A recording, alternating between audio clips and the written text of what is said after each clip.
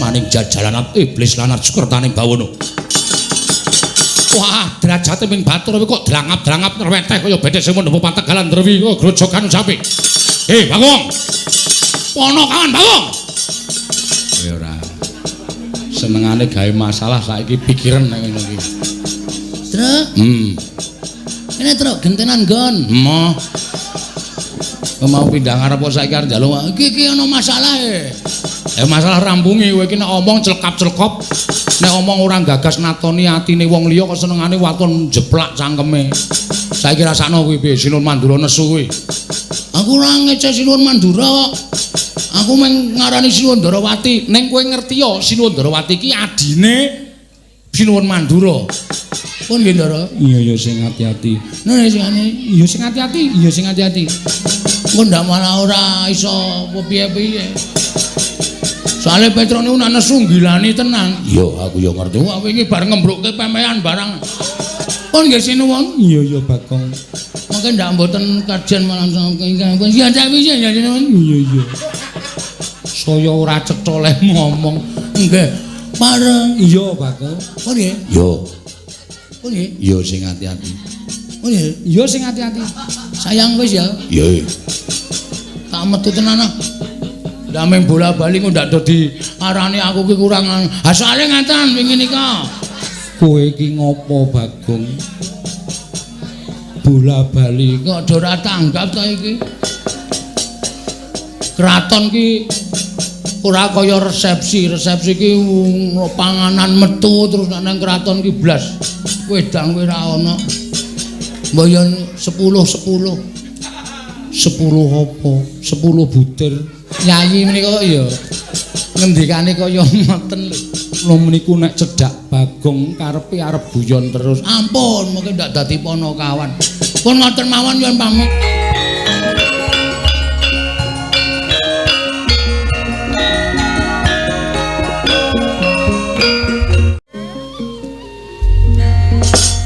Koko Prabu dereng ngantos prananggen kula nampi sabda pangandika paduka menika kadidene wonten sowanipun Petruk Ponokawan Ngamarta Sumawana Bagong kang munggah wonten ing Datulaya Koko Prabu jagat waisaning Bathara Wayapura jagat Yayi nadyan semantena Petruk menika taksih ponokawanipun kadang-kadang kula para Pandhawa mbok menawi Petruk sowan menika gadhah wigatos tumunten katimbalana menapa wigatosipun Petruk Koko Prabu kasinggihan kemareng lenggah ingkang langkung mrayogi kawula ngestaken dawuh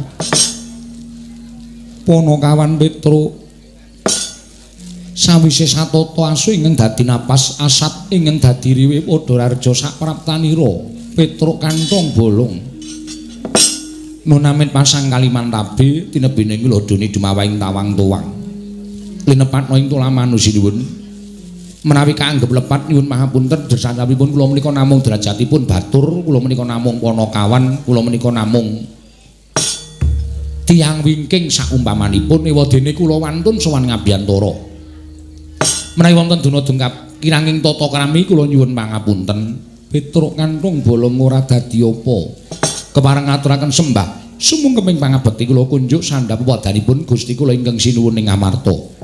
Iya Petruk ndak tampa pangestuku tampanana kula pundhingga jimat paripindhayan ing kasantosan.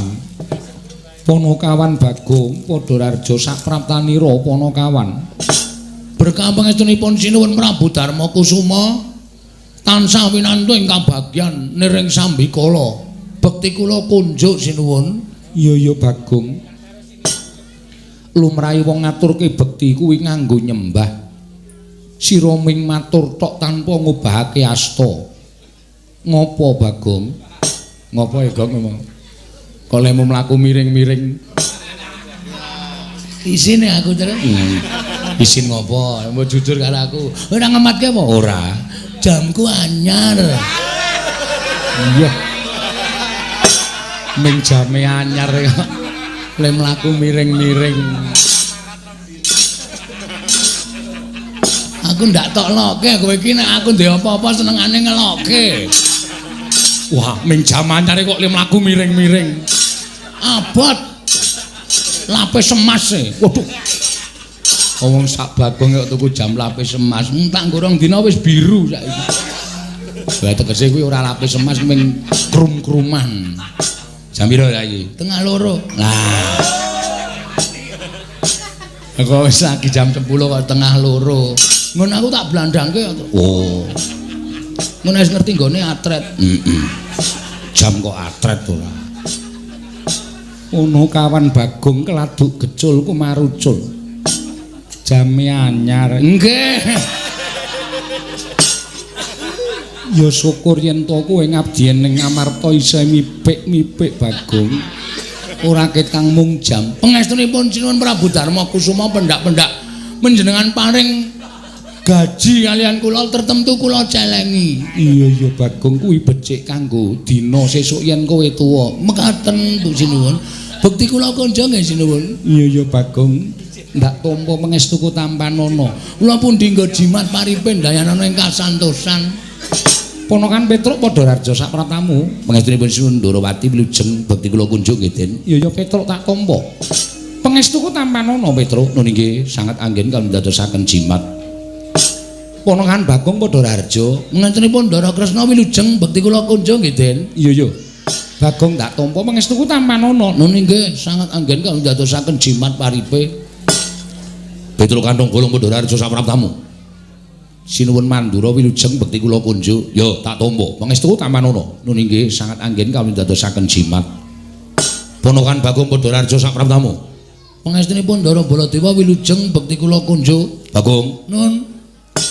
Kowe tak tuturi gelem ora? Perkawis menapa? Napa kula kleru? Napa kula lepat? Yen kowe kang rumangsani kleru mestine kowe tak benakke gelem. Jare kowe nyatane wong tuwa. Tur dasare kowe iki panakawaning para Pandhawa. Aja nganti sak tingkah lakumu gawe wiranging para Pandhawa. Cukup eneng negara Ngamarta, eneng Datul iki mau kang nembe wae kelakon. Nggih, perkara napa to? Yen ngadhep ana ngareping ratu kuwi nyembah laku dodok. Kowe tanpa nyembah, tanpa laku dodok, ratu tok jak salaman ki anggape ratu ki sanak kadangmu dhewe, kulawargamu dhewe napa piye? Walah, masalah niku to. Yo. Napa nyembah niku kudu napa? Lho, tudune kowe ngadhep karo ratu iku kudune nyembah. Lah nggih kula takon nyembah niku kudu napa? Nyembah niku ora kudu. Salaman niku ya memperlambangkan persahabatan. Kula niku kalih Sinuwun Prabu Darma Kusuma niku wis kaya napa nggih? Panjenengane dadi Nalendra menika nuwun sewu. Kula jak salaman kowe mboten duka kok sampean sing wong liya kok duka-duka niku jane masalahe napa to? Aku ngandani karo kowe men ngerti tata krama. Kula niki wis tuwa ora usah dadak dinahi tata krama, kula niku wis ngerti tata krama. Kula niku ya sekolahe. Kula niku ya lulus e. Lho. Kejar paket B. Ming lulus kejar paket B kok ngleleng ngono. Ora iki lho, iki lho Truk ana wong salaman karo Nalendra. Wong sing dijak salaman wae ora nesu kok wong kono-kono nesu ki maksude piye aku tak takon. Wis. Wis. Ndak dadi masalah aku ora seneng. Pokoke kowe ngalah wae. Mumpung aku bendina bar-belan lho iki. Iya. Bar-belan apa? Jam. Isih jam. Boyo wis togong mesake kancane ora. Ngene-ngene terus saben mengi potok sesisih. Ya wis nek ora tak kandhani sakarmu, sak tingkah lakumu sakarmu. Nggih. Pun sampean mboten sah nyaruwe kula ora arep nyaruwe sampean. Ngoten mawon beres kok. Ning aku ki ngandani karo kowe. Niki mang buktekke. Sinuwun. Apa Bagong? Sampean tak jak salaman gerah penggale. Ora Bagong. Nah, rungokke. Wong sing kono wae ora gerah penggale, tenang-tenang wae kok wong kono-kono kok unggah-ungguh tata krama apa? Sinuwun Prabu Darma Kusuma ki malah justru ratu sing pancen ngerti karo kawulane, dheke dijak salaman kawulane ora nesu, disembah ya ora nesu, kuwi ratu sik merakyat. Ora kudu ratu kok disembah kuwi ora kudu, dheweke sadar nek dheke dadi ratu kuwi mbiyen sing nyoblos ya aku barang kuwi. Iya Bagong aku matur nuwun. Sami-sami mboten dados menapa sinuwun? Iya Bagong. Koko Prabu nggih sampun perkara kaya ngono kok digawe perkara. Aku ki jane mingkun benerke. Ning kok malah aku sing diwejang karo Bagong. Lah wong Bagong menika nuwun sewu, piyayi wasis Nadyan kados mekaten menika Bagong menika wong pinter, Bagong menika ora wong cubluk, ya mung pasuryane wae pancen rada kuciwa. Ning nek pikirane nuwun sewu menika lantip panggraitane. Ya Bagong ya ora patheka. Iki apik dialem ora gelem elek dilokke moh ki angel lho wong kaya ngono kuwi. Itu. Nun. Selamat kamu. Ndara Werkudara wilujeng. Bagong. Nun. Selamat kamu. Nggih. Wilujeng Ndara. Yo. Prayogakno. Nun inggih sampun boten kirang prayogi. Bagong prayogakno. Nun inggih sampun boten kirang prayogi. Petro Wonten dawuh sinuwun. Padha raja sapraptamu wilujeng dereng sambikala bekti kula kunjung nggih Den. Iya Petro Bagong padha raja. Nggih Ndara. Pun sawetawis mboten rawuh teng Karang Kadempel nyambangi para panakawan. Iya. Pun wonten 3 sasi niki sampean mboten rawuh teng Karang Kadempel. Wah, wis panakawan do golek papan pendelikan. Mergane ngopo? Sampeyan mboten rawuh teng Karang Kadempel niku sing dadi dayohe Semar Gareng Petruk Bagong niku mung debt collector. Iya sesuk aku tak tekan Karang Kadempel. Mengko tak rampungane. Alhamdulillah, Truk, beres, Truk. Petruk Raharja sapraptamu, panakawan Raharja sapraptamu. Wilujeng Ndarana Kulasewa bekti kula kunjuk. Wilujeng Ndarana Kulasewa bekti kula kunjuk. Panakawan Wonten dawuh sinuwun. Ana wigati apa dene jeneng para sowan mongko tanpa tinimbalan apa saka karepmu dhewe apa saka diutus bapakmu Semar. Sampun kepareng matur. Iya wis ndak keparengake. Matur sembah nuwun. Kepareng ngaturaken tebah Siti Sekul bilung teling ron klapa. Apunten ambek bilih wonten lepat kula nggih kula munjuk atung sapa paduka Gusti kula ingkang sinuwun. Kaya ora dadi ngopo Petro. Ingkang sepisan sowan kula menika ngaturaken sembah pangabekti dungkap angka kalih. Sowan kula menika mboten saking pikajengan kula piyambak, namung kula menika dapur dipun utus. Dipun utus Bapak Semar Badranaya. Bapakmu ya gene panakawan, utusan marang jeneng sira.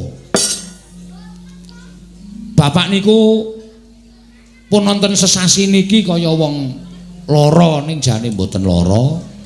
Bapak niku wis ana sesasi niki kaya wong masuk angin ning jane waras. Ning kok tingkah lakune kaya wong sing kurang waras, kurang sehat awake bapak niku. Merga pun wonten sesasi niku bapak niku ora gelem mlebu teng omah. Ming teng ajeng griya, tenguk-tenguk, longok-longok dicaosi daharan ora didahar, caosi unjukan ora diunjuk. Mongko nek dalu ya ora gelem sari teng lebet griya, anane ming kemul ajeng griya. Nah, kahanane bapak sing kaya ngoten niku ndadekake bingung anak-anak. Gareng Petruk Bagong. Tumuli kula ngejak Gareng kalih Bagong sowan ngersani bapak, nanjeke kahanane bapak.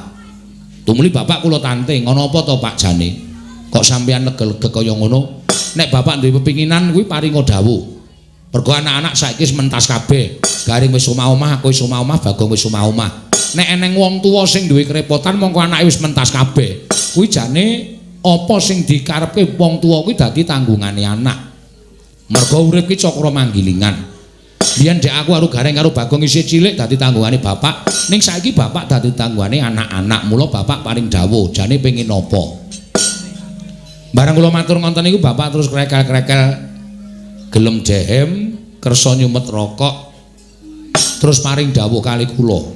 Iya Petruk, bapakmu paring dawuh apa? Ngene ya Truk, ngene ya Reng, ngene ya Gong. Aku meneng wae iki ora mikir karo kahananku.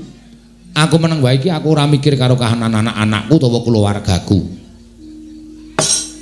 Aku kuwi urip ana ing jagat kuwi duwe kewajiban ya kuwi memayu ayu ning jagat mbabar katentreman. Monggo sing tak mong kuwi para satri ing ngateteken ati suci pepayung budi rahayu para paya Pandhawa. Aku mapan ing negara Ngamarta kuwi tak niati. Nalika semono aku seneng negara Ngamarta kuwi dadi negara ingkang subur makmur warata tias bagya mulya gemah ripah loh jinawi kawulane tentrem padha mat sinamatan daya dinayan tunggal cipta rasa karsa lan karyane. Aku seneng mula Ngamarta ki kondang kawenang-wenang ning sawangen Truk. Saiki Ngamarta dadi ora padha kaya mbiyen. Ngamarta kawulane padha regejegan, sithik-sithik padha bentak sirah, sithik-sithik padha gelut, mung perkara barang sing sepele. Mongko nggone regejegan kuwi ora kok karo wong liya, malah karo sanak kadang mitra kawruh tangga teparu mung perkara barang sing sepele. Lah kanan sing kaya ngene iki tak anggap yen to Ngamarta ki menanu kawulane krisis kamanungsan utawa krisis moral. Papan-papan pangibadan ora diparani, papan-papan pasinaon ora ditekani, sing ditekani papan-papan maksiat.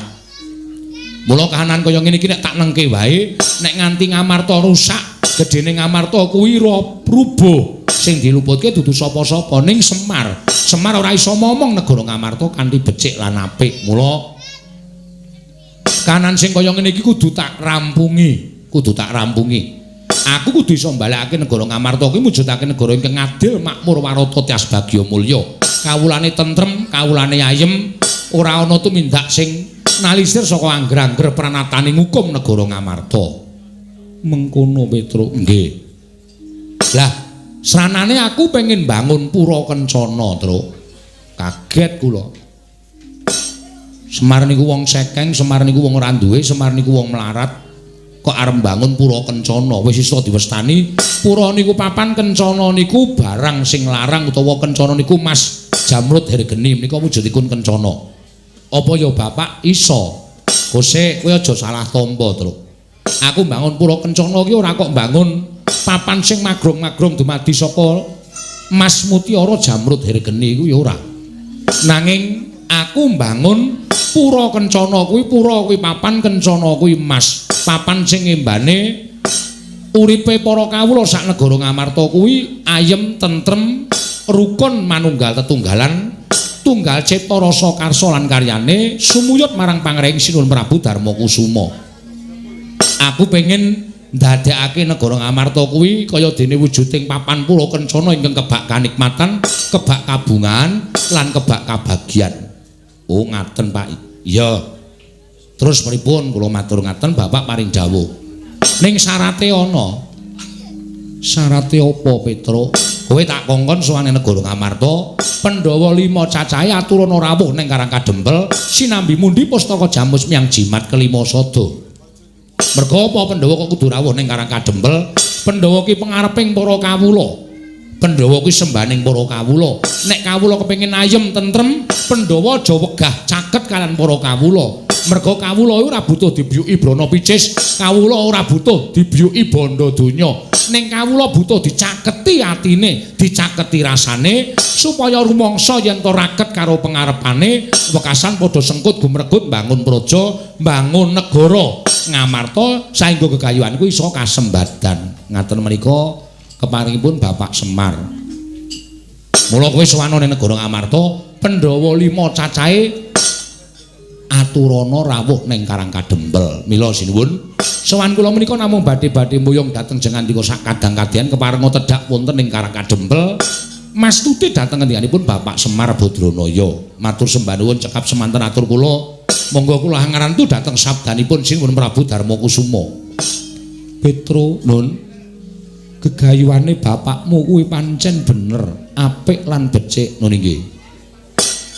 Nanging aku tak taren karo dulurku papat cacahe, merga Pandhawa kuwi 5, ora ming Puntadewa pribadi. Oh nggih monggo menika langkung prayogi. Menika ing dipun pestani musyawarah menika ngaten menika. Menawi Sindara Werku, Ndara Janaka, Ndara Klasdewa kersa rawuh teng Karang Kadempel, ah niki ateges gegayuhane bapak bakal kasembadan. Werkudara, nggih. Si Adi wis midhanget ature Petruk. Wis, penemune si Adi piye? Petruk, Nun, yen bapakmu bakal bangun pura kencana, kuwi gegayuhan sing luhur. Malah yen kepara matur karo bapakmu, yen butuhake Prabeya, butuhake apa wae, aja metu saka bapakmu. Ning metu saka Jodipati, aku ora bakal wegah cucul kanggo kasembadan gegayuhane bapakmu. Alhamdulillah. Matur suwun, Ndara. Ndara Janaka pripun? Petruk kanthong bolong ora ming Jodipati. Yen perlu aku bakal sak biyantu kelawan bapakmu, ya lahir, ya batin Petruk. Jan matur sembah nuwun. Ndara Klasdewa pripun? Petruk kanthong bolong aja kuwatir. Yen pancen ragat saka Jodipati lan Madukara isih kurang, Yen perlu sawu jajar kasatriyanku digadhekke dhisik ora apa-apa. Kanggo ragat bapakmu Petro. Estu menika? Iya Petro. Alhamdulillah matur sembah nuwun. Ndara nekul anu sedewa. Iya Petro aku ya ora bakal wegah. Apa sing dibutuhke bapakmu aku bakal nyukupi. Gegayane bapakmu mau luhur Petro. Matur sembah nuwun tanpa pepindhan. Jan kelakon penjangkane bapak. Ngetokke nek ndara-ndara kula Pandhawa menika nuwun sewu mboten lali dhateng menapa ing sampun dipun tindakaken bapak. Nyatanipun bapak menika sangat ageng lelabetanipun kaliyan para pupunden kula Pandhawa. Petro dalem aja seneng dhisik. Lha pripun wong sedaya pun sarujuk kok. Panjenengan kantun bidal kula kantun mangkat, ndara-ndara kula Pandhawa ugi kantun tindak. Kok tasih paring pangandikan mengko dhisik? Mergo bingung rasaku Petro. Sebabe Koko Prabu Ndarawati rawuh mrene, Koko Prabu Baladewa rawuh mrene kuwi uga mbutuhake pustaka Jamus Myang Jimat Klimasada. Lho. Sinuwun Ndarawati. Iya Petro. Mula yen to aku nuruti karepe bapakmu. Duh nyono cerak nyono padha mestani yen to Ratu Ngamarta kuwi mencla-mencle ora iso dicekel gunemane. Mongko rawuhing Koko Prabu luwih dhisik tinimbangane kowe. Ngerti Petro, nadyan kuwi wong liyan kebrayan nanging yen to luwih dhisik kudu tak dhisikake. Nadyan kuwi sedulur kula warga. Yen to tinemu mburi ya kudu tak ladeni tinemu mburi. Kuwi pernatan negara Ngamarta mula ora kena diterjang sarta ora kena diterak. Sing gedhe pangapuramu Panakawan Petro. Pandhawa kudu ngrampungi negara Ndarawati dhisik mengko sawise kuwi budal ning Karang Kadempel. Sinambi mundi pustaka Jamus Klimasada. Waduh. Gong, mulih, Le. Mulih piye? Ora entuk gawe. Kok ose iso? Kok iso? Lah iki sinuwun Kresna luwih dhisik rawuh, sinuwun Baladewa luwih dhisik rawuh, mbutuhke pustaka Jamus Myang Jimat Klimasada. Ardiasta ning Ndarawati. Sinuwun Ndarawati kok mbutuhke pustaka Jamus Klimasada argo ngopo? Ndarawati ke Taman Pegebluk Bagong, bisane waluya nirmala temajati jati temah mulya. Yen to ditumbali pustaka Jamus Myang Jimat Klimasada. Oh, piye? Dhewe kalah dhisik kok. Pernatan Ngamarta ki sapa sing dhisik didhisikke, sapa sing keri dikerekke. Mula wis ayo mulih. Ora usah dadak awak dhewe piye-piye engko ndak malah dadi geger, mulih wae matur karo bapak nek sowane awak dhewe kalah dhisik karo Sinuwun Ndarawati. Sik tru, kowe arep ngopo? Nek entuk aku tak omong nang ngarep kono, nek entuk nek aku ki nek omong ya mek ngawur. Ning kadang kala omong aku ki sok bener. Heeh. Terus aku tak sik matur. Lah aku kowe pindah mburi. Oh iya. Ning ora gawe masalah lho, Gong. Ora, aku ki ya tak ati-ati nang kraton kok ndak malah kesalahan meneh. Mergo nek gawe masalah iki dudu nggonmu, iki ning kraton Ngamarta. Wis ngerti? Ya. Alon-alon ya. Alon-alon ora usah kuwatir. Iya. Panakawan Bagong arep matur apa? Niki ngenten sinuwun. Gandeng Petruk. Niku nuwun sewu, SDM-e rendah. Dadi Petruk niku mboten iso omong secara napa nggih? Apa? Sing pinter ngene lho, sing mlethek pikire. Iya Bagong, kowe arep ngrembug apa? Kula ajeng matur sanipun Sinuwun Prabu Darmakusuma supados atur kula menika kinarya panglimbang. Panglimbang penggawe panjenengan supados dipun gelar lan dipun gulung sampun ngantos klintu anggenipun netepaken swiji-wiji. Wah, edian. Pek mau, Gong. Meneng kowe madang wae. Oh iya. Rasa gagas aku kowe. Iya, iya. Disekecake. Perkara apa, Bagong? Nuwun sewu, Sinuwun Prabu Ndarawati wau paring pangandikan nek negara Ndarawati ke Taman Pegebluk. Iya pancen mengkono Bagong. Terus bisane waluya nirmala temajati yen to ditumbali pustaka Jamus Myang Jimat Klimasada. Rong perkara niki ajeng kula rembug. Rong perkara artok rembug kepiye? Sepisan negara Ndarawati ke Taman Pegebluk. Nah, nuwun sewu. Sing jeneng Pegebluk utawa welaking Jawata sing tumiba wonten ing jagat menika sejatosipun ukumane sing gawe urip dhateng papan sing ora gelem dielingke. Tegese sing ora gelem dielingke niku menungsane kon manembah ora gelem, kon tumindak apik ora gelem, mula kala mangsa Gusti paring pagebluk dhateng papan menika merga menungsane wis ora iso didandani. Iya Bagong niku. Terus saniki kula ajeng matur. Iya. Negara sing paling jahat utawa negara sing paling elek menika nuwun sewu sak ngertos kula lho ora negarane ning sing ngasta bawat pemerintahan menika negara Ngastina sing dadi ratu Prabu Duryudana menika ratu sing angkara murka. Negara Ngastina niku ora ketaman pegebluk mongko kudune pegebluk niku nek tiba-tiba teng negara Ngastina merga Kurawa wis ora iso dielekke pakartine. Ning kok tiba teng negara Ndarawati mongko Ndarawati niku sing lenggah Prabu Sri Bathara Kresna. Mongko Sri Bathara menika sing jejuluk wonten jagat menika wonten loro. Siji Prabu Sri Bathara Rama, angka loro Prabu Sri Bathara Kresna. Apa? Apa to? Apa to sebabe kok jejuluk Prabu Sri Bathara Kresna? Amarga menika titising Sang Hyang Bathara Wisnu. Sapa to Sang Hyang Bathara Wisnu? Nika dewa sing tukang nentremke jagat. Dadi tentreming jagat menika gumantung karo Bathara Wisnu. Iya Bagong. Heeh. Anu iya. Anu nggih. Iya Bagong. Lah saniki pertanyaannya kuwi apa? Oh iya iki wayang ndeng lali aku. Aku kaya ning balik RK e, Tru. Balik RK wis ra ono, wis ilang suwe kok. Pedukuhan. Kaya menehi penyuluhan Pok Giat. Ha iya. Pok Giat. Pitakonane mboten sanes kejawi namung nuwun sewu. Negara sing ketunggon Prabu Kresna titis Sang Hyang Wisnu kok ketaman pegebluk. Niki napa mboten langkung prayogi dicek dulu. Dipresani rumiyin. Ngoten. Perkara mengke ketaman pegebluk saestu menapa mboten masalah. Ning sing penting ditiliki riyen, aja nganti kleru dalan. Mengko nek kleru dalan gegetun mburi niku pun mboten wonten anu jenenge napa jenenge ora ana asile. Udu asil. Mboten wonten prayoganipun. Ketoke ya udu kuwi, Kang. Heeh, sik lagi mikir aku. Mboten wonten apa Bagong? Seta. Anu napa ginanipun. Nah, mboten wonten ginanipun. Iya. Terus saniki kula tak takon.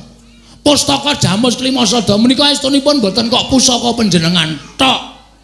Mboten namung pusakanipun Sunan Prabu Darmakusuma sak kadang-kadang Pandhawa gangsal cacahipun. Ning niku pusakane bangsa Ngamarta, pusakane kawula Ngamarta. Nek Ngamarta kelangan pustaka Jamus Klimasada menika para kawula badhe ketuyang-tuyang uripe. Mulai ngawur ketuyang-tuyang ki apa? Ketuyang-tuyang ki apa? Pokoke rekoso lho, Tru. Nek bahasane wis dodong. Ketoyong-toyong. Rekoso uripe, tanduran ora bakal tukul, uripe masyarakat ora ayem.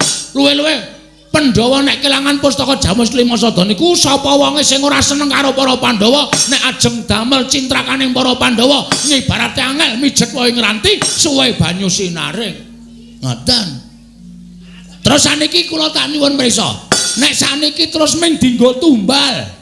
Monggo nggo tumbal niku apik-apike ming dipendhem. Ateges pustaka Jamus Klimasada menika mboten wangsul dhateng para Pandhawa. Ingkang mekaten Pandhawa badhe kecalan pustaka Jamus Klimasada. Iya bener apa Kang? Mangke riyen kula dhewe rampung. Iya sakarepmu Bagong. Terus saniki perlu dipenggalih. Nuwun sewu, saniki niku akeh wong nyilih anu nyewake sandangan wayang wong. Iya. Saiki akeh wong nyewake sandangan, akeh wong pinter sulapan, akeh wong pinter apus-apus. Nuwun sewu, kula mboten ngarani. Nuwun sewu, ya nek iki nek Kresna tenan. Nek udu, ayo. Upama niki panjalmaning mungsa, niki panjalmaning wong sing ora seneng karo para Pandhawa, mung arep gawe cintrakaning Pandhawa, sarana nyuwun ngampil pustaka Jamus nyang Jimat Limasada. Terus Pandhawa kelangan pustaka Jamus Jimat Limasada. Terus wong sing ora seneng niku wau ajeng gawe cintrakaning para Pandhawa. Apa ora cilaka? Ngoten. Sampeyan niku dadi ratu aja ning paningal lair tok, ning paningal batin kedadi wong akeh. Amarga saniki akeh telik Mangendrajala ingkang badhe andosta pustaka Jamus Limasada, ming kepengin kenggonan pustaka Jamus Limasada nganti membo-membo sanak kadang, membo sedulur niku perlu dipenggalih. Sabab nek mboten ngoten, kula mboten truk jojokane kon mandeg truk. Iya, iya. Nek tak-tok-tak-tok aku omong wae. Nganti kentekan akal aku. Heeh. Nonton niku malah kira-kira pas. Ngoten. Niku dadi perlu dipenggalih. Ampun kok sembrono. Niku pusaka sing dadi penguripane wong sanegara Ngamarta nggo sembrono. Nek nganti diasta Sinuwun Ndarawati, siji jebule dudu Sinuwun Ndarawati ning panjalmaning mungsuh wis kebacut diasta panjenengan kelangan pustaka Jamus Limasada kapusan karo Sinuwun Prabu Kresna. Wah, apa ora cilaka? Apa ora geger jagat Ngamarta?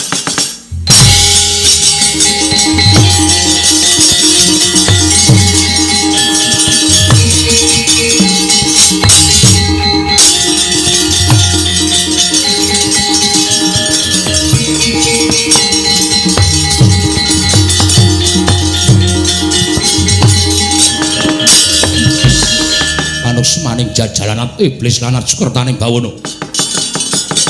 Wah, derajate ping batur kok drangap-drangap nreweteh kaya bedhe sing mundhup pantegalan drewi kok grojokan sapi. Bagong. Ponokan Bagong. Biar kowe ora senengane gawe masalah saiki pikiran nek ngene iki. Truk. Kene truk gentenan nggon. Emoh. Mau pindah ngarep saiki arep njaluk iki ana masalah masalah rampungi kowe iki nek omong celkap-celkop nek omong ora gagas natoni atine wong liya kok senengane waton jeplak cangkeme saiki rasakno kuwi piye Sinuwun Mandura nesu kuwi aku ora ngece Sinuwun Mandura kok aku mung ngarani Sinuwun Ndarawati ning kowe ngerti ya Sinuwun Ndarawati iki adine Sinuwun Mandura Sinuwun Mandura ki nek adine dingonokne kuwi dheweke duka. Saya tak takon karo kowe, aku adine sapa? Adiku. Kowe ora nesu apa? Ora. Oh, telek iki. Pahit kowe iki ora sebaya mukti sebaya mati nek carane ngono kuwi. Ha wis karepmu. Wis kono ditandangi. Aku ora ngerti masalahe kok. Bagong. Bagong. Noleh mrene. Jam pira ta iki? Ah, ora urusan jam. Jame anyar kok delek-delok nilai jam, delok-delok nilai jam. Kowe mau geneman piye? Kowe mau geneman piye mulo gage saiki kowe tak takoni wangsulana. Kowe mau geneman piye? Kowe mau omong piye? Lali. Wis ket mau le omong. Wis lali Sinuwun kowe ngino karo Yai Prabu Ndarawati. Kowe ngarani Yai Prabu Ndarawati ki panjalmane mungsuh kang bakal lembut pustaka Jamus Limasada. Ya ora. Kowe ngarani Yai Kresna kuwi panjalmaning mungsuh sing bakal gawe cintrakaning para Pandhawa. Iya apa ora? Iya. Wis domong iya kan dadak iya apa ora? Iya apa ora? Anggepmu apa? Kowe wani nyreweteh gunemamu ngino wareng Yai Prabu Ndarawati anggepmu apa? Mboten napa-napa. Kowe iki derajatmu apa? Kula batur. Yai Prabu Ndarawati niki ratu. Ing atase kowe batur kok wani ngino karo ratu? Nuwun sewu, sing kagungan asma Sinuwun Ndarawati sapa? Lho, Yai Kresna, sing tak ece meneng wae kok wong liya geger ki ngapa? Hah? Sing tak ece meneng wae kok wong liya kok geger ki ngapa? Lho, aku kakangne. Tru, kowe kakangku ya, Tru. Udu. Tru. Emoh, ora melu masalah yo. Aku kewedan iki, Tru. Syukur aneh-aneh ora. Engko jamku nek anggo perang mati. Lho. Mati tenan tok detikane kok bali mutere ngiwa. Ngiwa ya ben ora. Tegese kowe wani karo Yai Prabu Ndarawati. Tegese kowe wani karo Yai Prabu Ndarawati padha karo wani karo Natamandura Prabu Baladewa. Ayo saiki kowe bali. Kowe bali. Bali teng pundi? bali ning Karang Kadempel. Kok kon bali niku pripun kula niku diweling karo Bapak Bagong Petruk kowe bali kena ning kudu bareng karo Pandhawa 5 cacahe mundi pustaka Jamus miyang jimat kelima sada. Tegese kuwi wangkal. Mboten wangkal. Ning mengkele bali Tegese kuwi wangkal. asa terserah. Sampeyan ajeng ngarani napa monggo mawon sing penting kula mboten ajeng wani karo sampean. Ning kowe wis wani karo aku sarana kowe ngunek-unekke Yai Prabu Ndarawati. Kowe nguman-uman karo Yai Prabu Ndarawati. Kuwi natoni atine Baladewa. Yen kowe wani karo Baladewa tegese kowe wis wani mati. Yen kowe wani karo Baladewa tegese kowe wis wani mati. Aku ora bakal awel yen to menjabut nyawamu yen pancen kowe suwijining abdi wong ora ngabekti karo Bendara. Truk nyawa lho, Truk. Dur. Matur nuwun ya, Mas. Dapure. Lawan, jangan takut. Iya, tenang wae. Somong ra iso ngrampungi. Jam berapa iki? Jawa tenang lho, Kong. Ora ngisu-ngisu ngarep omong. Mereka apa kuwi? Cross. Wo. Nyeketan 1000 Pamerke sing penting klip-klip. Sing penting klip-klip. Ana mutiara kudu mutiara kuwi ming imitasi. Petro, nun. Aku butuh karo Bagong. Bagong adik kula. Nun sewu. Nek perkara sampean belani karo rayine, kula yo belani karo adik kula. Ning kula pikir napa sing dingendikake Sinuwun Mandura utawa sing dikandhake Bagong niku kabeh nyata, kabeh ana buktine. Nyata ana buktine piye? Ndarawati kok taman pegebluk niku nek cara kula mokal kelakone. Tur langkung-langkung pustaka Jamus Klima Sada kok arep didadekke tumbal niku mongko nggo tumbal niku api-apike ming dipendhem. Niku kula ora gathuk, kula ora mathuk, kula ora condong. Mula napa sing dikandhake Bagong niku kabeh kula itung-itung pancen bener. Sinuwun ngamarta aja nganti sisip maringaken pustaka Jamus Klima Sada. Nek nganti kleru niki mangke kriwikan dadi grojokan geguyon dadi tangisan. Wah, ladalah yen ngono wis pidak jempol karo adimu kowe ngetek senggeranggon nebu sauyon karo Bagong. Lho, niki adik kula. Ingkang rayu dunak-unekke kali Bagong kowe panjenengan ora trima. Apa meneh adik kula ajeng mang mateni sampeyan wis ngendika. Nek kowe ora gugu karo Baladewa, aku ora awel mateni karo kowe Bagong. Lah niki perkarane wis nyawa. Niki perkarane wis nyawa. Nek kula kelangan Bagong, kula lara ati kula. Kula ora duwe kanca dienggo gara-gara ya, Gong. Heeh. Rumangsane anggepe apa? Nyawa nggo dolanan. HP we mati do bingung golek ces. Apa? Ces. Ces ora. Oh jenenge Truk. Mbok ora ngerti aku ora. Engko kandhani ya, Truk. Heeh, engko nek bar perang. Ngoten niku, mula saiki kowe bali yo. Bali pripun? Kowe bali yo kandha karo bapakmu. Kandha karo bapakmu. Bapakmu ki wong sekeng, bapakmu ki wong ora duwe, bapakmu ki wong melarat. Semar ki mengkene karo bangun Pura Kencana ki bapakmu ki gablek apa? Kon ngilo karo gitahe, kon nyawang karo cengele. Wong melarat karo bangun Pura Kencana ki bapakmu ki ora nyawang karo kahanane. Wo la iki. Gong, siap. Oke. Dadi perang tenan iki. Oh, aku tak bali. Lho. Iki dadi perang kok aku tak bali iki dadi perang tenan. Wis siap, ora wedi ora usah kuwatir. Urip yo nggo ngopo bendina ming parani bang plecit. Esuk 2000 awan 2000. Sore 2000 sedina 6000 boros e, Tru. Aku apa-apa tok kreditke kok. Mulane yo ngrekoso uripmu. Nuwun sewu. Nek sampean ngunekke Petruk niku wong melarat wong ora duwe monggo. Nek sampean ngunekke Petruk niku wong sekeng wong sing mung derajate batur monggo. Nek sampean nyandak bapak niki selain perkarane. Gitu perkarane. Nuwun sewu.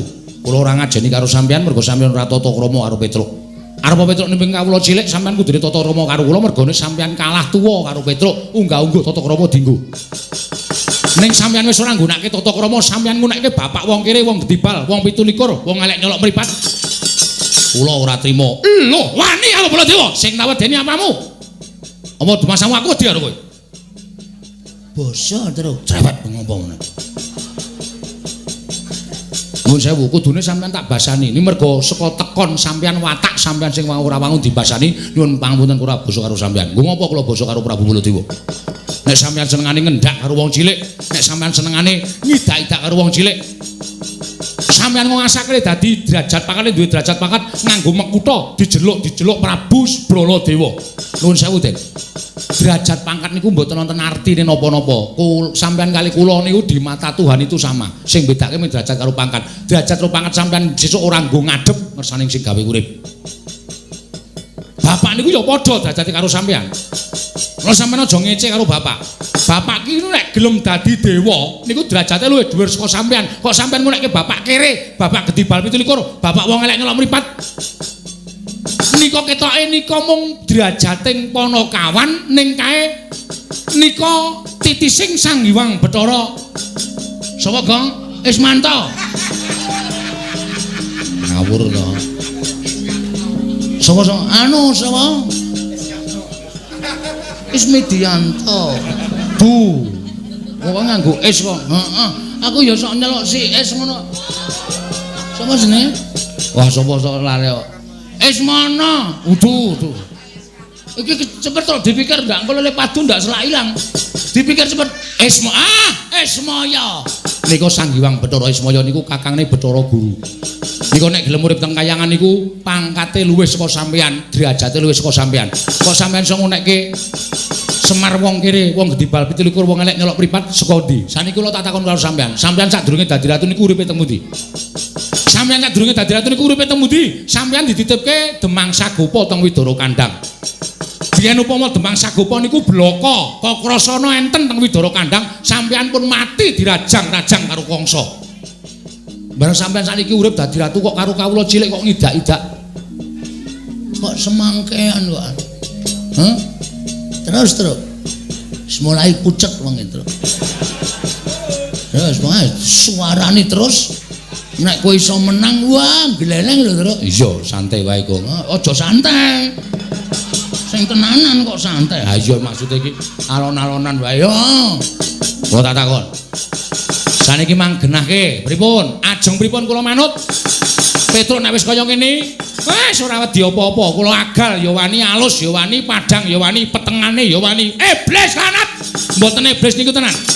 Tak gawe saya mboro. Sapa sing cilik gedene sangkul kadetaning Baladewa menang boyong pustaka jamus miang jimat lima soto.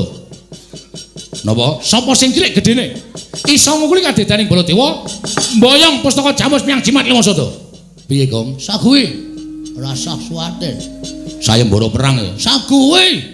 Wis to, ora masalah. Engko sing maju kowe. Piye? Wani ora? Aku rada tratapan nek wedi ora. Nek wani kok wani karo sinuwun. Sampeyan ngunake pripun? Tak gawe sayembara perang. Sapa sing cilik gedene iso kuwi kaditaning Baladewa wenang boyong pustaka jamus lima soto. Oke. Semono uga aku.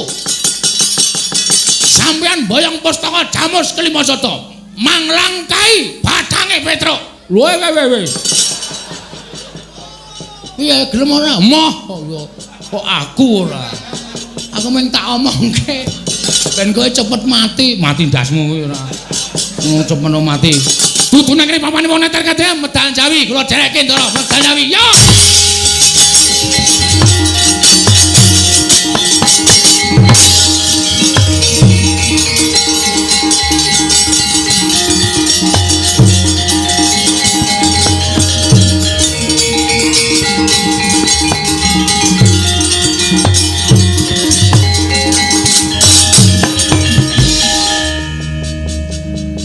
Lah iki Bagong ora metu kok malah neng kene.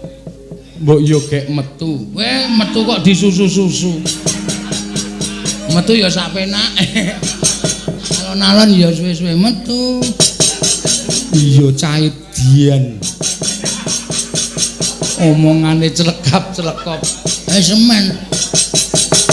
Niki kula men bingung kok sinuwun. Bingung perkara apa?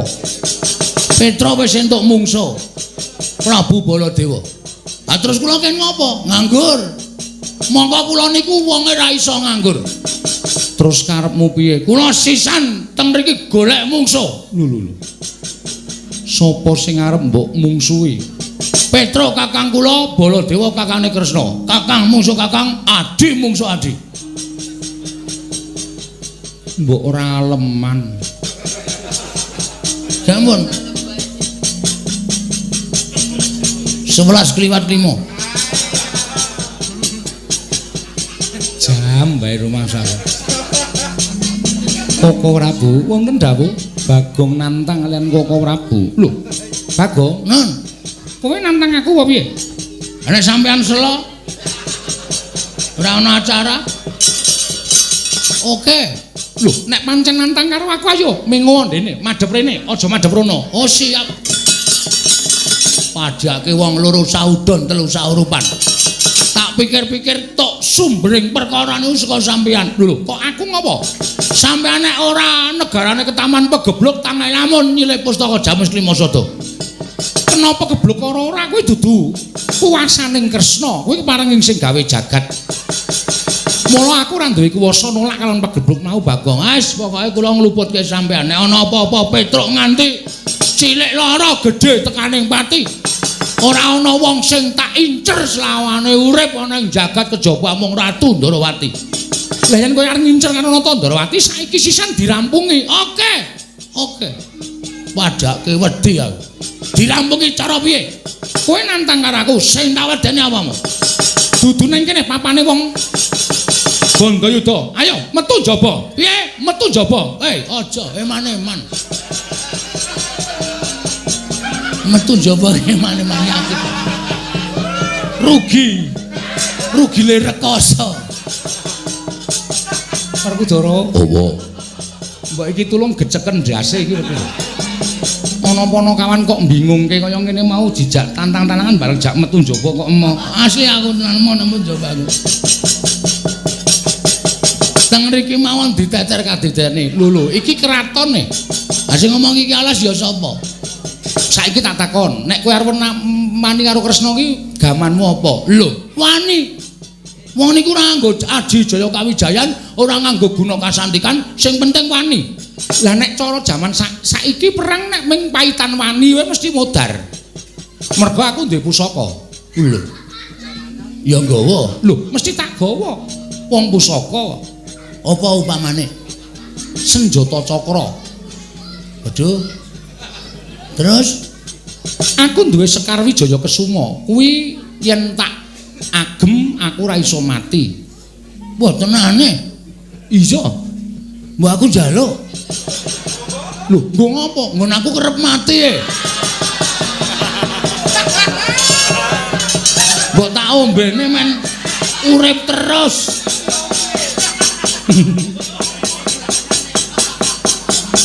Kowe iki wong edan kok iki pusaka kok padake pil. Kowe berarti sampean sok tuku. Kok paham? Wis ora caturan. Gah karo kowe.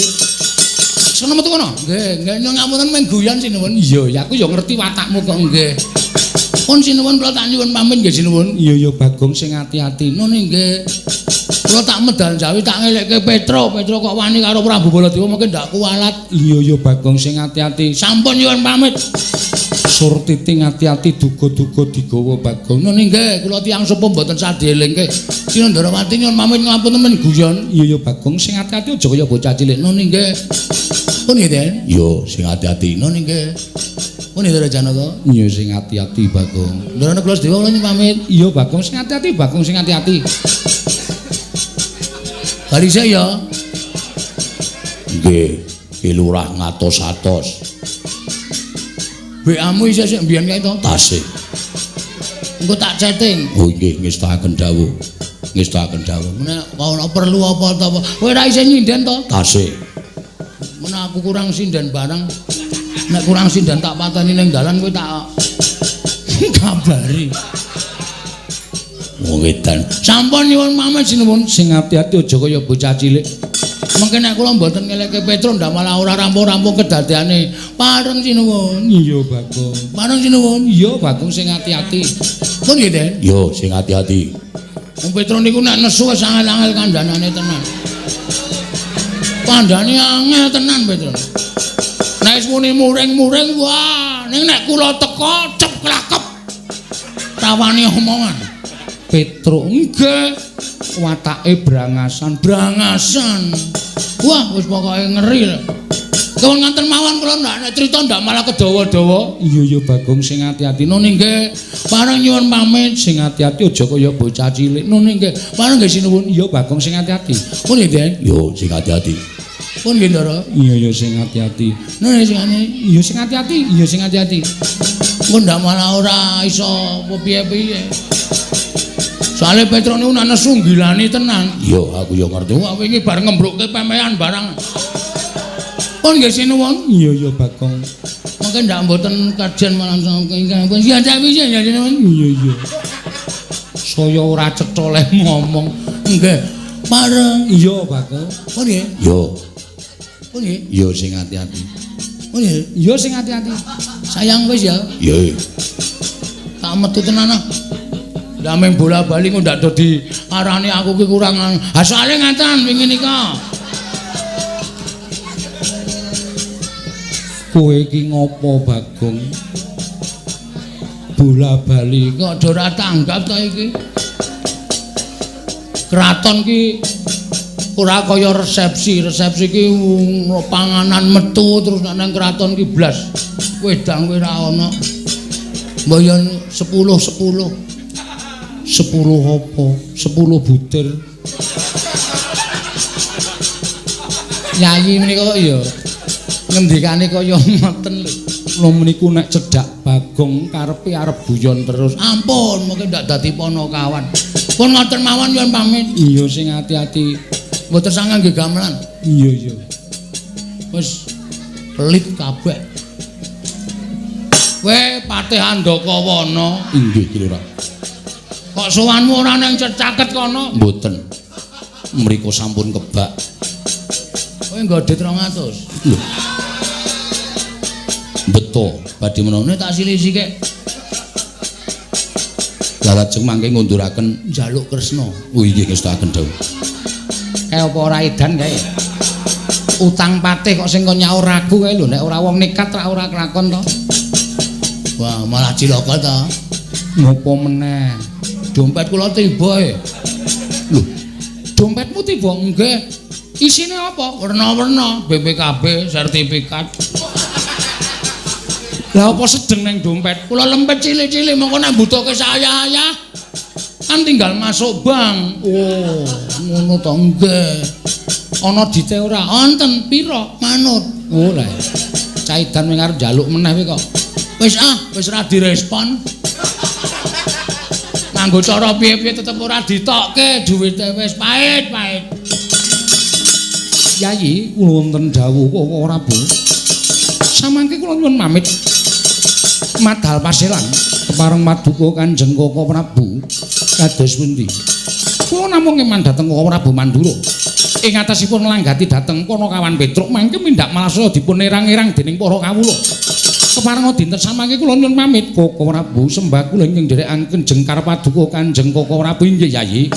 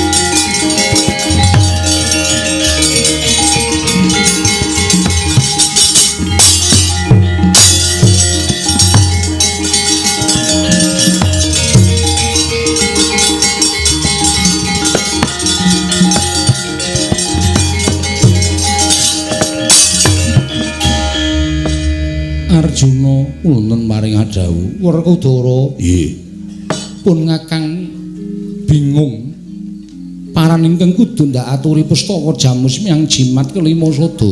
Wah mung kari manut marep kakangku aku percaya marang penggali barep kakangku ingkang lantip panggraitane Koko Prabu.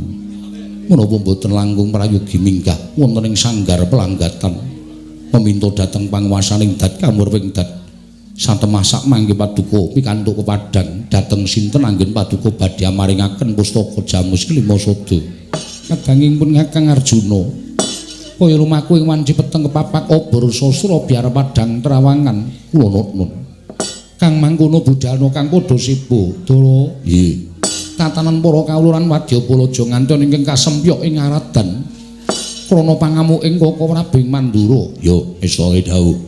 Pun Kakang nedya manjing sanggar pelanggatan meminta Siing Bathara ing akarya luka.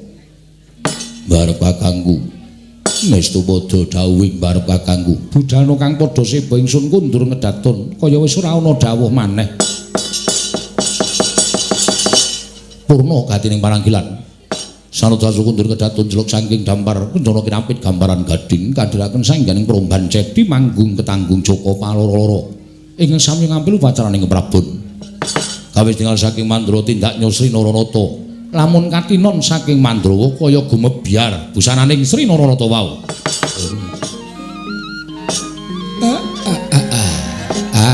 Sinuwun Ndarawati. Iya, Kakang Semar aku ing mrapta ning Karang Kadempel. Ndara Janaka. Iya Kakang Semar. Aku ing mrapta ning Karang Kadempel Kakang. Nggih. Mboten sah sampeyan paring pangandikan, kula wis ngerti napa sing dadi karep sampeyan. Mesti ming bakal pasrah kahanan negara Ngamarta. Anggen kula kongkonan kali Petruk kali Bagong. Wekasan dadosaken dardah geger antawisipun anak kula kali Ndara Baladewa. Wekasan Petruk kenging Kyai Nenggala kendhang kapracundhang kuntal kaprapal. Pustaka Jamus Kelima Sada ical. Den kula mboten ajeng pripun-pripun. Mung gandeng Bagong cetha limatur kali kula nek pustaka Jamus Kelima Sada ical margi saking Sinuwun Ndarawati. Sakniki kula suwun tanggung jawab sampeyan. Lho kosek Kakang Semar. Aku ora rumangsa nggawa pustaka Jamus Miang Jimat Lima Sada. Nggih, kula percaya. Ning napa sampeyan nggih ajeng kendel mawon. Monggo sedaya para nayaka para kawula sak negari Ngamarta sami prisa ingkang asta pusaka sampeyan. Napa sampeyan boten kepengin ngresiki dhateng asmanipun Nata Ndarawati?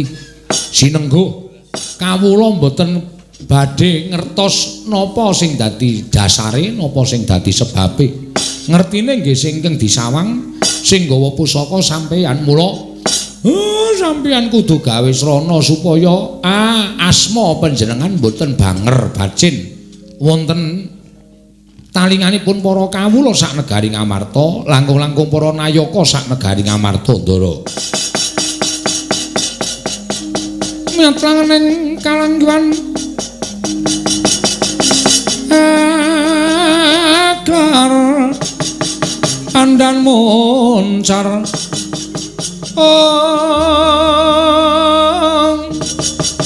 tinon ler kakonang surem sorotetan badang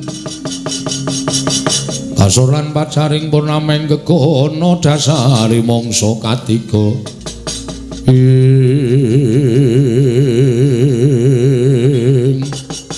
Kakang Semar jluntrunge rembuke Kakang Semar aku wis tanggap yen to perkara iki mbok pasrahke marang Nata Ndarawati ya aku ora bakal selak. Aku sagung upaya menyang ngendi dununge pustaka Jamus Miang Jimat Lima Sada. Syukur nek sampeyan pun tanggap. Terus saniki kersanipun Sinuwun Ndarawati badhe kados pundi? Aku njaluk pamit tak golekane pustaka Jamus Miang Jimat Lima Sada.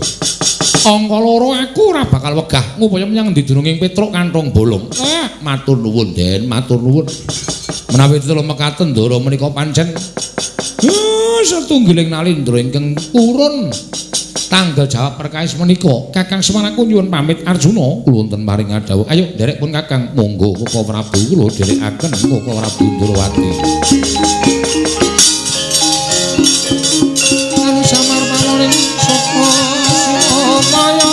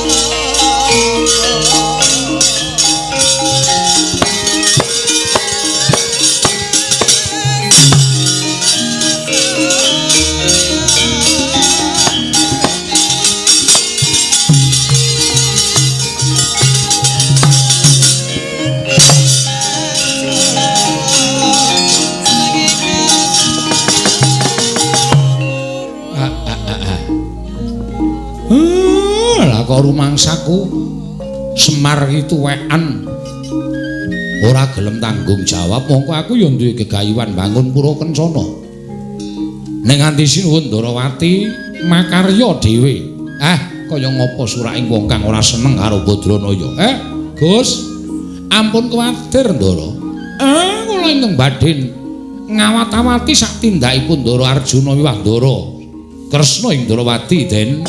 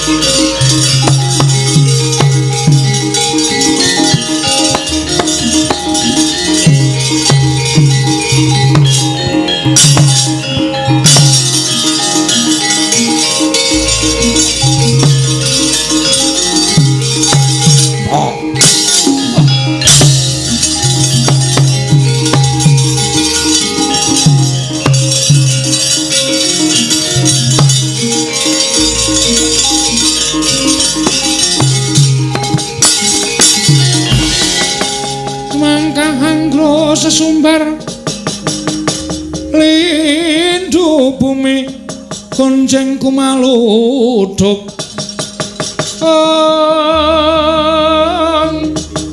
kumaluduk guntur ketup lumimbak penyukang kumambang dosang Wisnu Bathara kang ngarsa nglebur wiyadi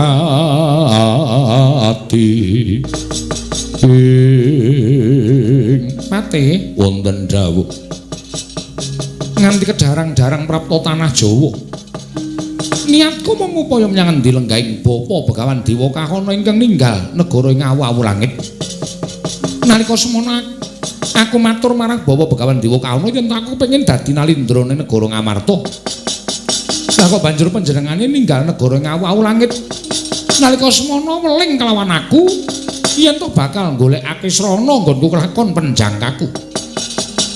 Wis watara sakwarsa kok durung ana keterangan ingkang gumathok mula kowe tak kanthi sumusul ning tanah Jawa.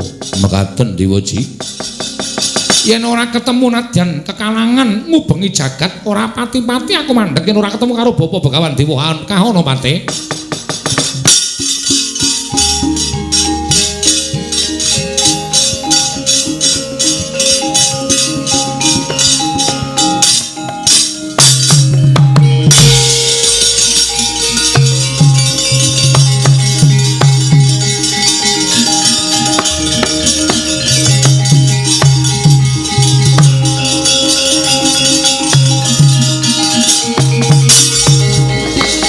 bumi kuncing langit gelap-gelap waton lir kincanging risang mawe gandrung sabaran katulu wukir moyak mayik saking dias baliwur anak Prabu Dewaningrat inggih Bapak Penemban lah kok malah sumusul marang pun Bapa mboten jenak manah kula melang-melang kadodine nembang jabang wonten tepi ning Balumbak kula ngrantu dhateng rawuh paduka Bapak Penemban menika persasat kadidene ngentes sisilem kalawuh babus kumambanging Sila Kresna kula nyuwun dawuh Bapa jumbuh kawan apa ingkang mbok aturake marang pun Bapa nggonmu kepengin dadi ratu ning negara Ngamarta dina samengko mung kari ngenteni sak siliring bawang sak umuring jagung nggih lire paduka Bapak Penemban dawuh kados mekaten dasaripun sawangen iki aran pustaka Jamus Klimasada iki panguripaning para Pandhawa Pandhawa koncatan pustaka Jamus Klimasada wong kang bakal gawe sirnaning para Pandhawa angel mijet wae nganti suwe banyu sinaring pusaka iki ing dadi jalaran nggonmu bakal kasembadan panjang kamunggir Dewaningrat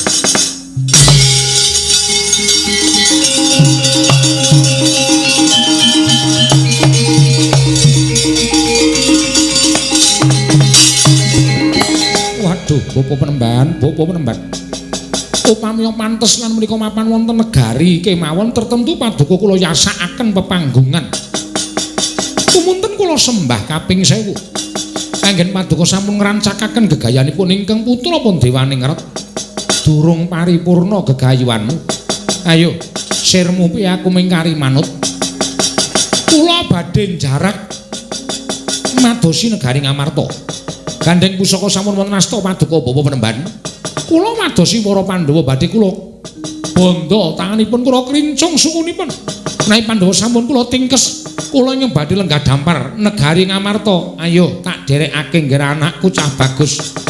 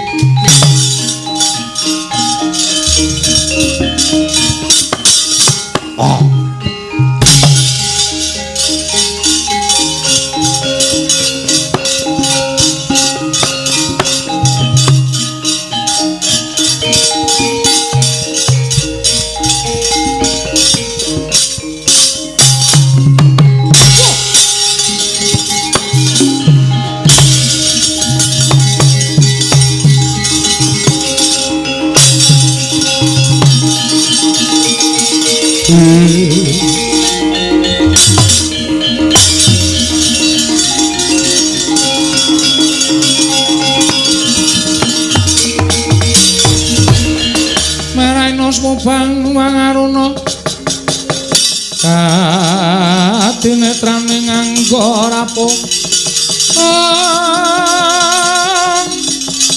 rengkane kala saketer kene donganing wong lir wowo sing kene panca kepetoke ngayam mono mrak manguh ing pagagan lho sapa iki ana satriya bagus ngadang ning dedalan Nalindra Muda panjenengan sapa kowe dhisik ngaku Raden Janaka sampeyan sapa Nalindra ngawau langit Prabu Dewaningrat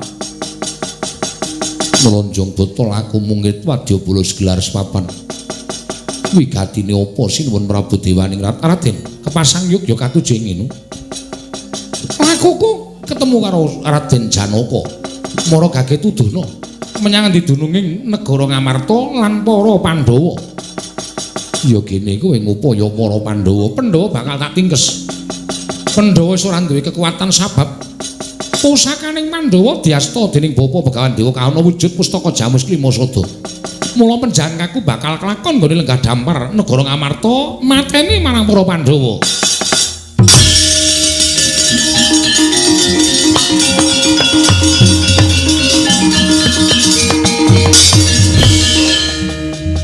bathok mata mlara ora ndedelok.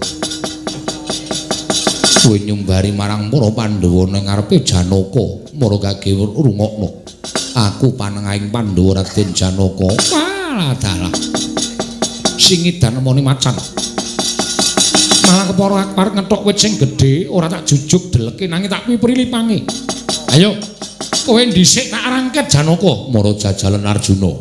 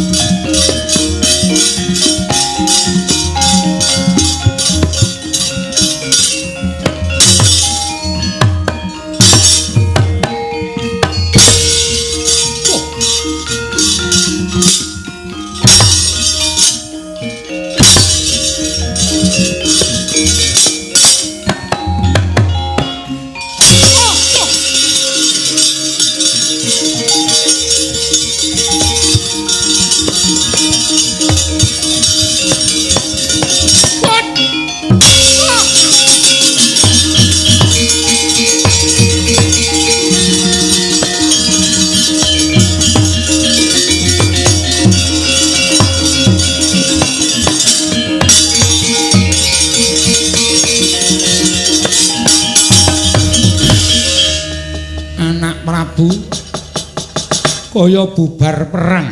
Ih, Remban. Kula sampun pinanggih kaliyan Arjuna. Sabanjure piye, Bapak Remban? Kula nyuwun prisa. Pusaka menika nyata menapa mboten? Ketitik nadyan Pandhawa sampun koncatan pustaka Jamus Lima Sada nanging kadidayanipun Janaka tasih ngedapi-dapi. Ingkang putra kawon tanding kaliyan Janaka minggira tak tandangane kowe ngapa wujudane Janaka.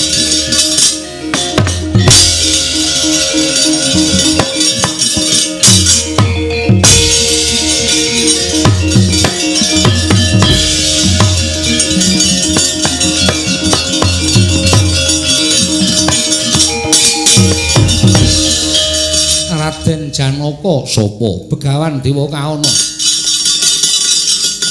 Aku wong tuane Dewane Ngrat, kowe sing ngidra pustaka Jamus Myang Jimat Lima Sada. Dasar kepara nyata.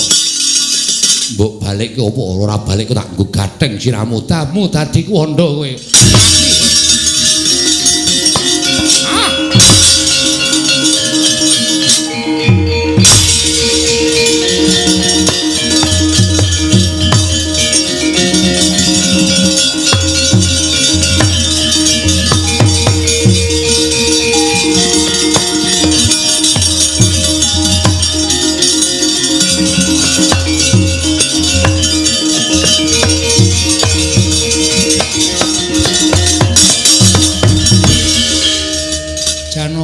Kasinggihan koko rabu bleduk mangampak-ampak lebur kasaputing angin tak kira kerai banteng karo macan lah kok siadi katone Bandayuda kasinggihan mekaten Mungsamu sapa? Prabu Dewaningrat kalian Begawan Dewa Kahana larah-larahe piye? Krana Begawan Dewa Kahana ingkang nyidra pustaka Jamus Kelima Sada. Lho, kok ora tok rebut? Nyata digdaya sekti kalintang jayaning perang. Wis kecekel gong sing nyolong pustaka Jamus Kelima Sada. Wis kecekel kok. Wis. Nang polsek endi? Urung nang polsek endi ning. Wis mungsuh Ndara Janaka. Lajeng kepareng paduka Kanjeng Koko Prabu Arjuna kula wonten maring adhawu. Pancen bener kang dadi ucaping Syadi. Pun ngakang wae tak kira ora keduga mungsuh Dewaningrat utawa Dewa Kahana. Kepareng paduka ayo golek jago Yayi dhateng pundi wis ta manut pun kakang.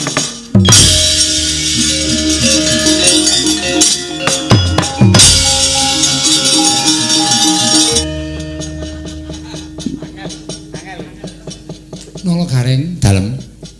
Nolo Bagong. Nun. Iki eneng wong. Aweng wong alasane kok di iki eneng wong ya. Wong alasane wong golek kayu, wong golek ramban. Kudu. Iki cahyane Sumorot ki lho. Aku nek wong golek kodhok bathuke Sumorot kabeh. Wis ora sang gecul to wis to. Dilarani nggih. Takonane ya nggih ditakoni mawon. Iki sapa? Nami kula Demang Cakrawangsa. Panjenengan sinten? Aku Nalendra Ndarawati. Kok mlampah dumugi ing tengahing wana Cakrawangsa wonten dawuh. Aku kuwi butuh sawijining wong ingkang bantu kelawan bot repotku. Panjenengan gadah kerepotan menapa? Ana pandhita ingkang nyidra pustaka Jamus Kelima Sada. Yen kowe iso ngrebut pustaka Jamus Kelima Sada, kowe njaluk apa wae tak turuti Cakrawangsa. Menika estu sinuwun. Lho, apa aku tau goro? Tiyangipun wonten pundi kae? Ana kono kae Paranana. Nun nggih, ngestokaken dawuh.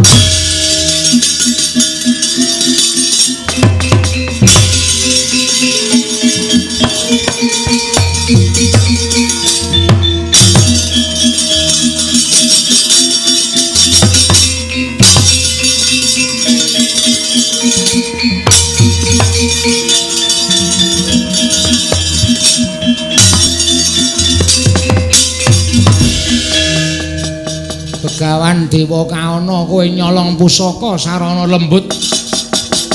Lembut ngungkuli banyu ora ngalahke lembuting Demang Cakrawangsa kaneh.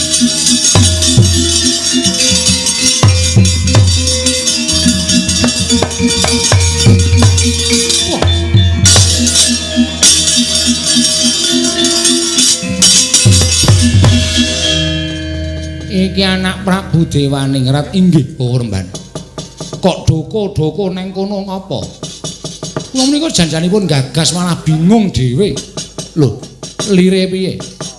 Pendak-pendak kula majeng, perang kula kawon mundur. Kula nyuwun biyantunipun Bapak Penemban.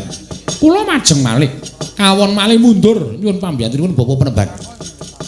Mbok sakmenika ngaten kemawon, sae-saenan kemawon Bapak Penemban. Pusaka Jamus Kelima Sada kula betanipun dados kula ora wirawiri nyoh tampan ana nggih gawanen.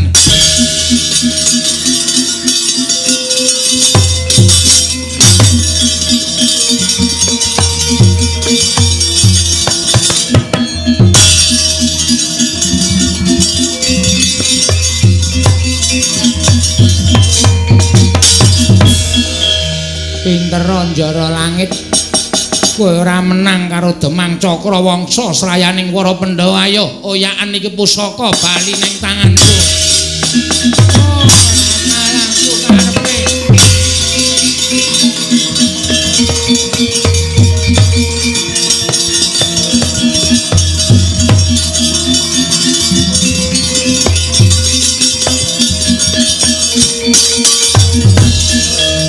Kuwi lha Dik Glismen inggih sinuwun.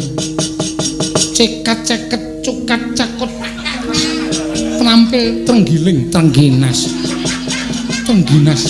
Ya tak tampa ya Demang Cakrawangsa. Nggih. Lah aku ki lunga sedhela wis ana sing ganteni lucu.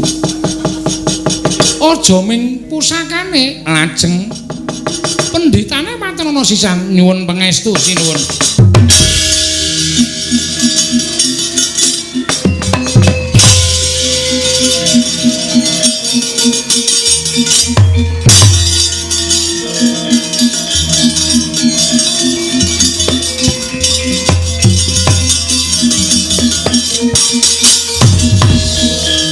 Iki wong sing culika kowe mbangane aku. Kowe ngrebut pusaka Mimbanata Ndarawati. Wong culika ya dibales cara culika mati dening aku. Ayo kowe apa aku sing teka gunem tanpa guna.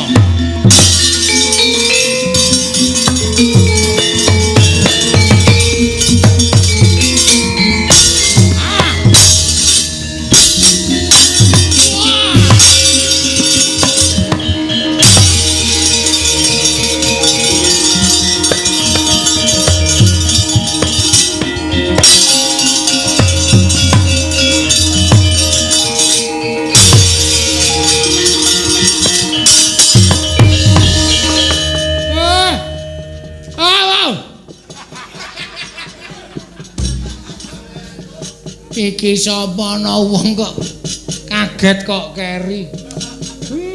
Wong tuwa iki kaget ning ati jlek liwat saluran pembuluh darah.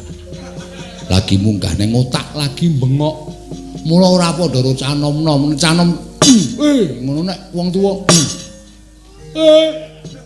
Lagi ngono. Iki sapa? Aku Demang Cakrawangsa. Wah, tak kira nek iki Becor. Becor jengkulmu mlocot kuwi. Syukur tole kowe ijik urip aja ngawu gawar ngawur. Tole piye? Lho kon to, Nduk. Suwe iki aneh-aneh ora. Ayo Petruk ganti ora kowe.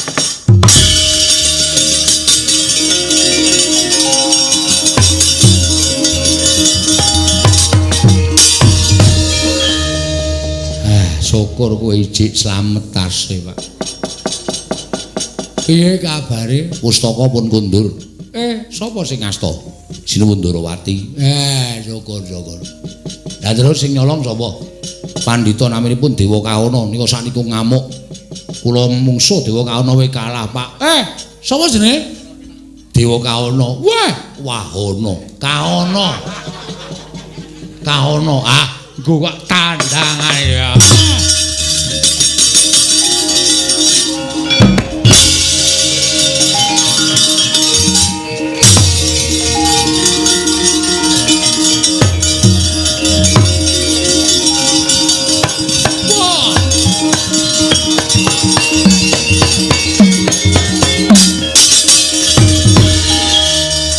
Iki sapa? Ana wong kok megal-megel. Pangling karo aku to. Pangling ora ngerti, aku ora ngerti. Pangling to. Pangling. Candrak kowe. Nek lumrahe kowe ora tepung karo aku ning kok pangling, berarti aku wis tepung karo kowe. Iya. Lho kok trujut kowe ayo. Ayo nganggo sandangan lanang barang ki ngopo?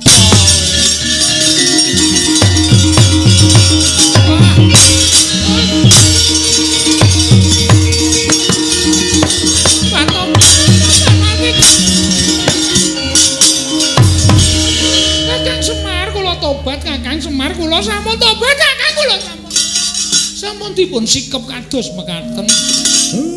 Adem nika ora ya ora njus kaya ngono lho sapenake dhewe ora. Mulane lendange aja kuning kok ndak tak kira plat kuning. Kakang Semar menika sembrono. Durga, kula wonten dawuh ngapa lho? Madosaken tedha para baju barat. Goleke pangan baju barat ki apa sing Sukerta ki mung Pandhawa apa piye? Sing Sukerta ki pirang-pirang. Ning sing tok jangka kok mesti para Pandhawa. Ayo bali. Bali aja ganggu gawe. Kula warga kene sing lagi duwe gawe. Sing wadya balamu sing picak dituntun, sing lempo digendong, sing bisu dijawil. Kabeh digendong jak mulih. Ganggu gawe kula warga kene lagi duwe hajat. aja takon dosa konangan Semar lak kumbala geni. Nyuwun pamit Kakang. Bali.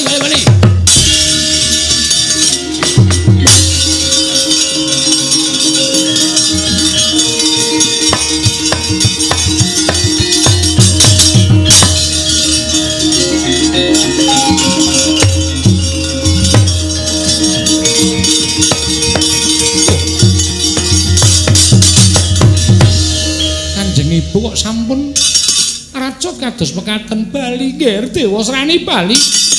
Konangan Kyai Semar ngrekoso malah urip awake dhewe Bali kabeh wadya bala jambal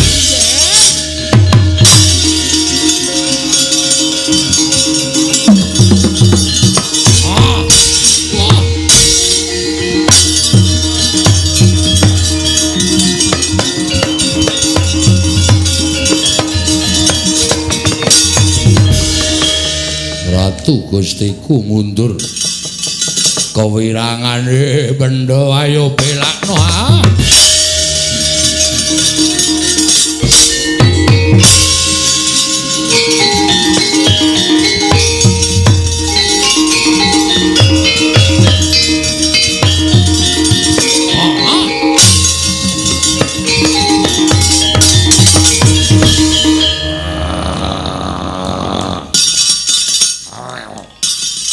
Waragudara wadya bala dandang mangure Jaramaya ya ora nggawa bali kanca-kancamu deplok ndasmu gaglak limpamu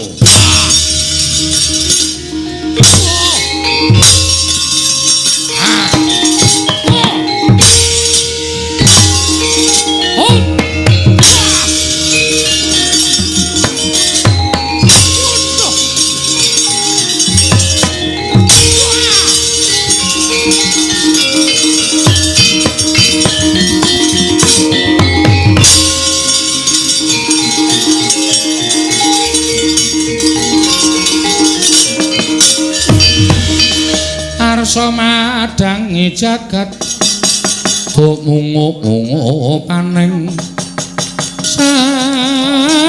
sapucaking wukir marbabang sumirat kena sarating surya mekalan gunung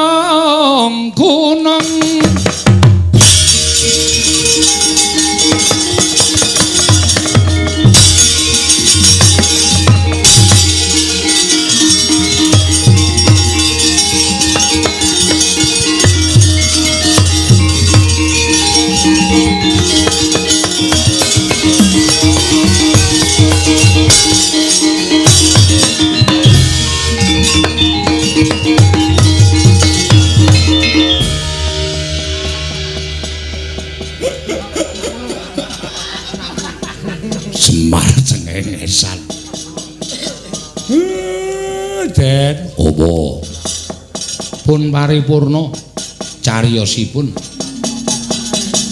Mugi-mugi tansah pinayungana karaharjan, pinayungana katentreman, pinayungana berkah saras samukawisipun manggiya ingkang langkung sae. Yo.